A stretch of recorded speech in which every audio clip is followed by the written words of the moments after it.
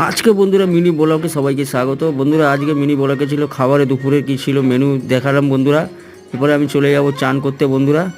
চানটা করে এসে তারপরে খাওয়া যাবে বন্ধুরা। চান করে কমপ্লিট হয়ে গেছে, এবার খেতে বসে গেছি। খাবারে ছিল কাতলা মাছ, চাটনি, পাঁপড়, আর ছিল এঁচোড় চিংড়ি, বেগুন ভাজা, আর ছিল আলু ভাজা বন্ধুরা। ডালটা দিয়ে ভাতটা প্রথমে ডালটা ঢেলে দিয়ে মাখিয়ে নিলাম বন্ধুরা। মাখানো হয়ে গেছে, এবারে আলু ভাজা দিয়ে একটু খাবো। আলু ভাজা দিয়ে বন্ধুরা খেয়ে দেখলাম, মোটামুটি ভালোই লাগলো খেতে, টেস্ট ভালো ছিল বন্ধুরা।